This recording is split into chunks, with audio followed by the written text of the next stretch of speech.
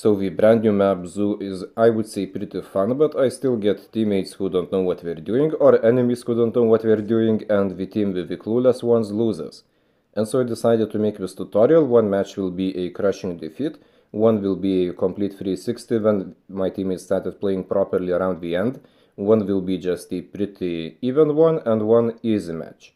Just because I want to showcase how to play and do a bit of a walkthrough review.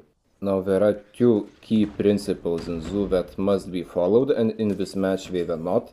So the number one is whenever you kill a wave of enemies from one side, they will be spawning somewhere else, because the spawns in this map are very random. So for this reason, if you are a new player, I would suggest to use a weapon with more bullets, just so you could take them down from one side and then from the other and then reload.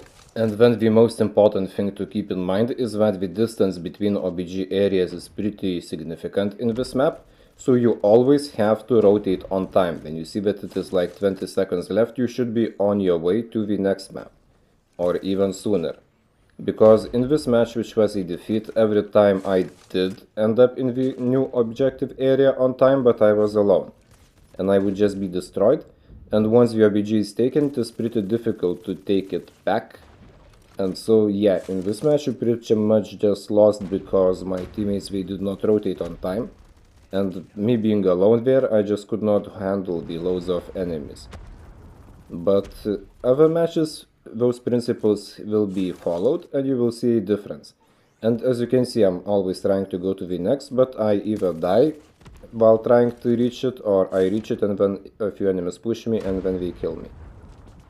And then once we do get the OBG, we just hold it and make it impossible for my teammates to retake it. And this match, it is just a perfect demonstration of everything that was done wrong. But I do not really blame the teammates. I don't think that they are like bad players. This map is literally just a new one, and it is possible that mistakes are being made. But for this reason I'm making this tutorial, because I kind of hope that people might watch it and get better, and I will not be losing matches because my teammates aren't going to OBG on time, you know.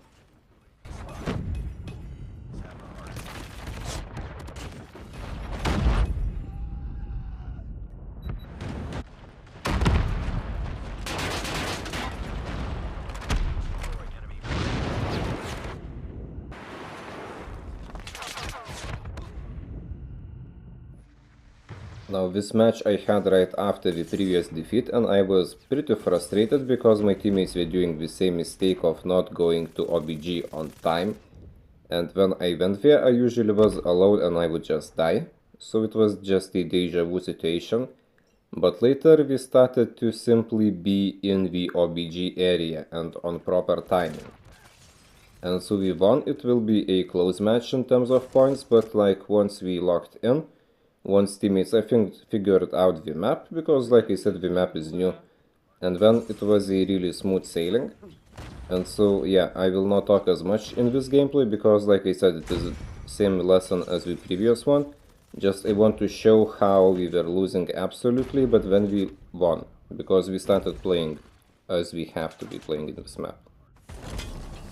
Lan oğlum şunu niye...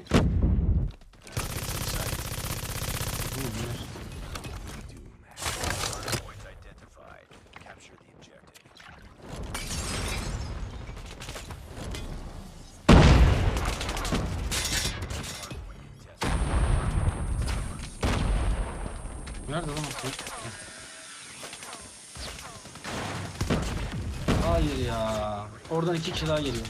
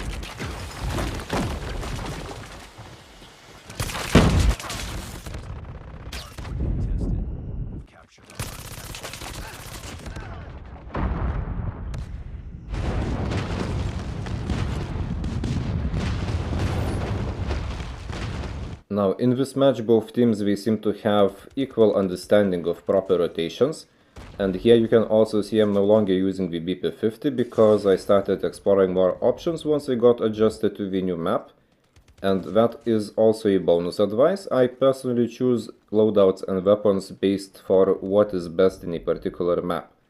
Like in Nuketown, I would be using aggressive SMGs, or if I need more bullet speed W, and currently I have BP50 because I'm making a video, but I typically don't have that loadout, so I would just use VP-W in such case.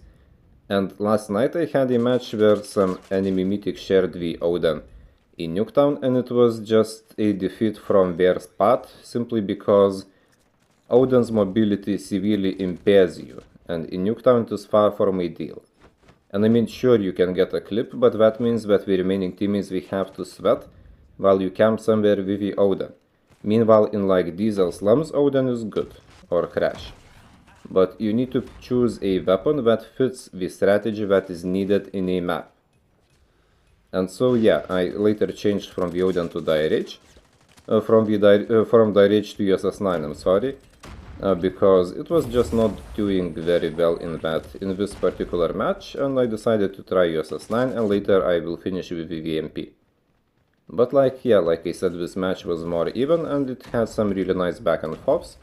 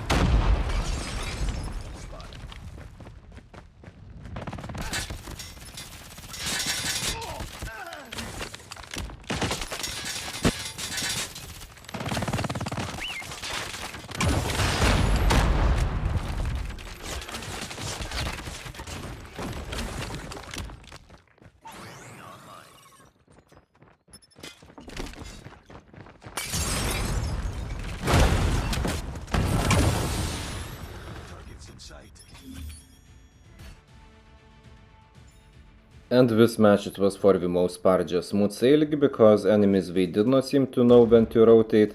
Also, some of them tried to passively camp lanes, which is just bad in this match.